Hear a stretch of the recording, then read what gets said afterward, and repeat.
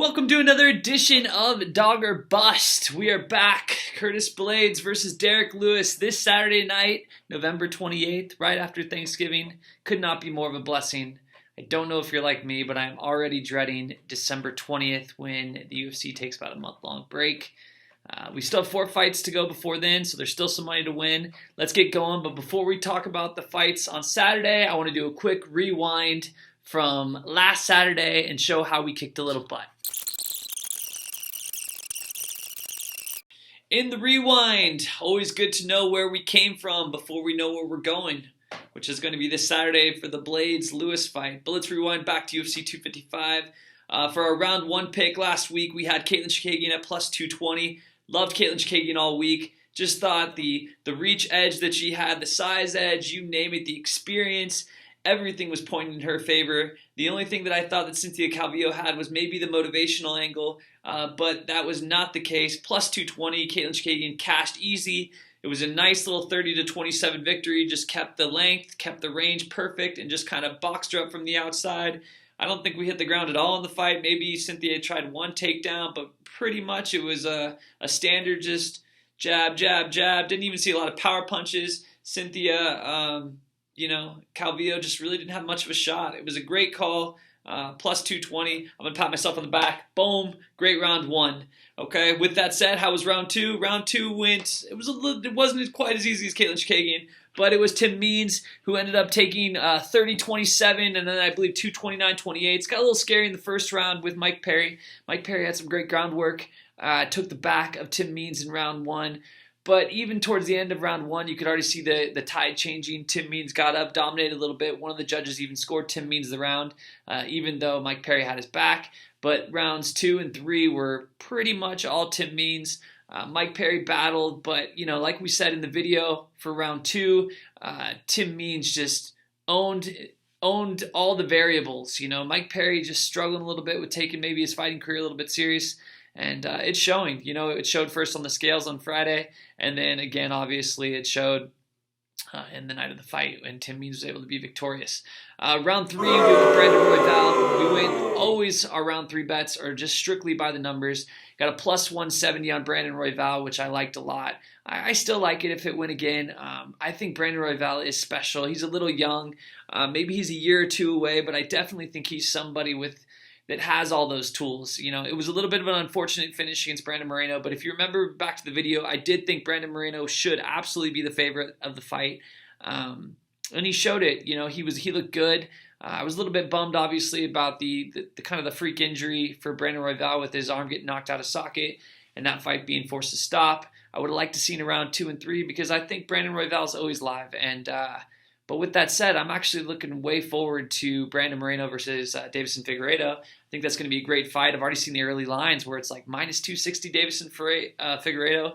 I'm kind of liking Brandon Moreno. I'll have to look into it, do some tape study, but I think it's a fight that Brandon Moreno, he's a gamer, and we haven't seen Deiveson Figueiredo past round 2, of late. So I'd like to see how 5 rounds would go with somebody as fearless as Brandon Moreno. I think that might be a fun one, so I'm looking forward to betting that.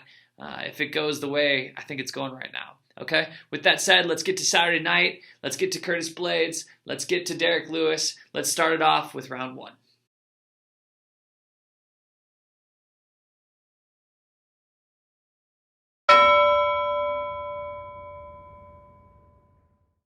All right, round 1, we are looking straight at the opening fight of the night, which is Nate Maness versus Luke Saunders. I love a lot of the variables in this fight. The size difference, very similar to the Katlyn Chookagian fight versus Cynthia Calvillo last week. You have 5'10" Nate Maness versus 5'6" Luke Saunders. Nate Maness has fought up at featherweight. Coming down here, obviously, this is a 135 bantamweight fight. Luke Saunders just came off a nice win. It was almost 2 years ago, but it was over a former champion, Renan Barão. Obviously, Renan Barão has been struggling for many years now. Lost, I think, 6 out of his last 8 fights or something like that. Luke Saunders caught him at the end of that kind of stretch of losses.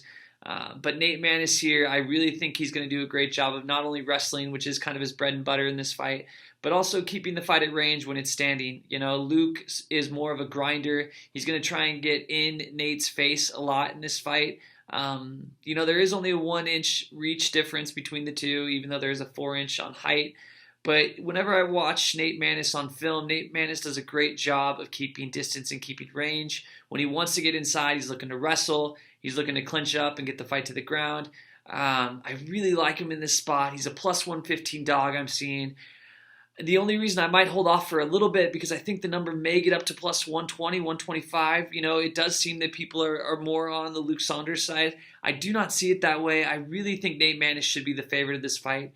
It opened up almost at a straight pick'em, which I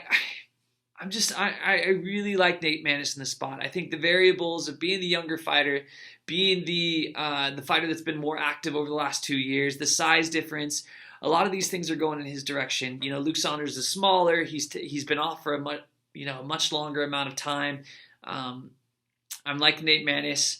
I'm just going to hold maybe for a little bit and look for that plus 120, 125 number, but I will take plus 115, which is what it is live right now. But I expect Nate Maness to win this fight, so let's cash the ticket. Round 2. Round 2, we got another great women's bantamweight fight. We have Ashley Evans-Smith versus Norma Dumont.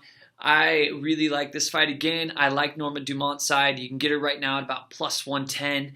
The fight opened up as a pick'em. The money's gone towards Ashley Evans-Smith. I expect the money to keep going on Ashley Evans-Smith, very similar to the Luke Saunders fight before. So we may again be able to get another plus 120 type number in this fight. What I love about Norma in the Megan Anderson fight, she fought at 145. She fought featherweight. Megan Anderson going to be a contender versus Amanda Nunes coming up real soon. But what I saw, I know it was only about a 4-minute fight, and Megan finished her, with a nice little cross there.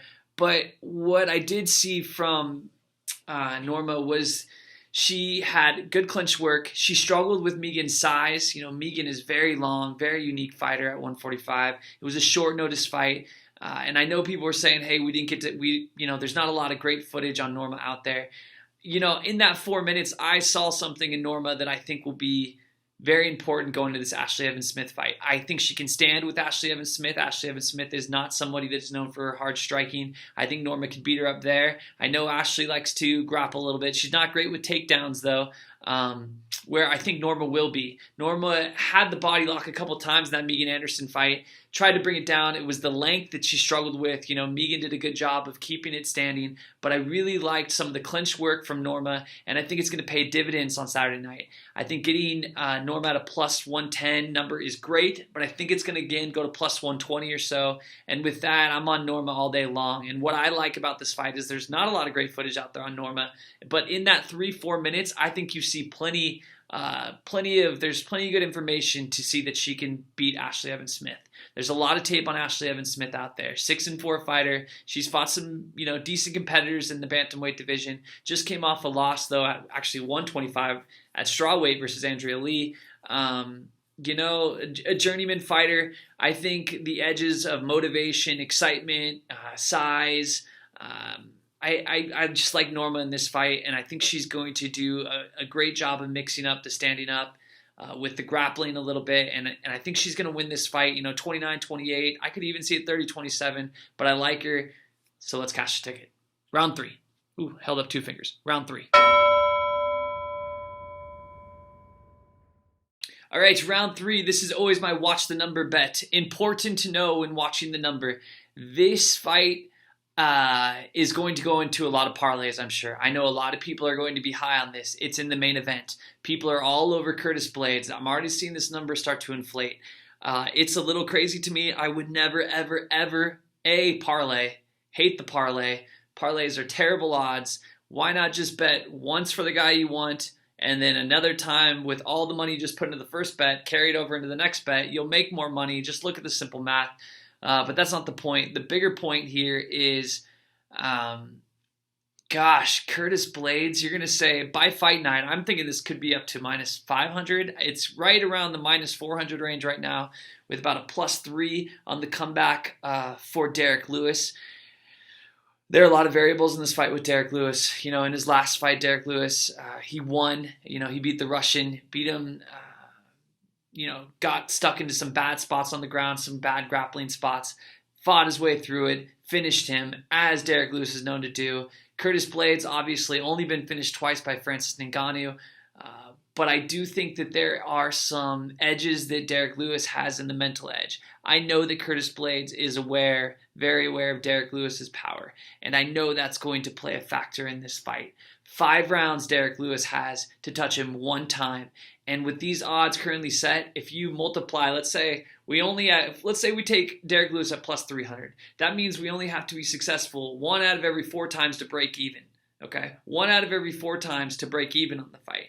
And so let's say 4 times 5, which is 5 rounds. So that means I could have Derrick Lewis for 20 rounds. How many times does Derrick Lewis have an edge in this fight? If he ever has an edge in this fight, that means he's connecting with Curtis Blaydes. If he connects with Curtis Blaydes, it's over. Okay, so in this fight, I see so much of the number being important. I think there's going to be a plus 350 number out there for Derrick Lewis because, like I said, I think a lot of people are going to throw Curtis Blaydes on parlays. So I'm just strictly looking at Derrick Lewis. I want this number to inflate a little bit, but I'm going to bet Derrick Lewis here. Plus 300, it's not my favorite number. I do think that there is some value definitely in plus 300, but I think the number is going to get higher and higher. Just as I talked about in the previous 2 fights, every time just little slides in the number make a big difference. The difference between plus 115 and plus 120 is like, 4 or 5% difference in total value. So these are things you need to be aware of. So like in something like a plus 300 for Derrick Lewis, which by fight night might be plus 350, now you're getting into a whole nother level of gains here, okay? So you're in that, like a 15% gain just by being a little bit patient and making the same bet. I like Derrick Lewis in this fight. I definitely agree that Curtis Blaydes should be the favorite, but this is just like every week, this is a just straight by the numbers play. And I think the number is just too out of whack. And so with the number that way, my 1 unit bet is going to go on Derrick Lewis, but like I said, I'm going to be a little bit patient. I'm going to wait it out a little bit. I'm going to hope for that plus 350 number. I will take a plus 320 number, though, if that's what's available on fight night. Plus 300, I'm not quite so sure on because I think it's close to where I think the number should be. I really think Derrick Lewis should be more of a plus 250 with Curtis Blaydes at minus 300. So I'm looking for more value in my bet. But with that said, I'm going to bet Derrick Lewis because I think that number is going to keep going higher with people making parlays and outrageous wagers. So with that said, that's another episode of Dog or Bust. Thank you for watching. Subscribe, like, please comment. I love the interactions. It makes it fun. But another day of Dog or Bust. Good luck on Saturday night. I know these picks are good. See ya.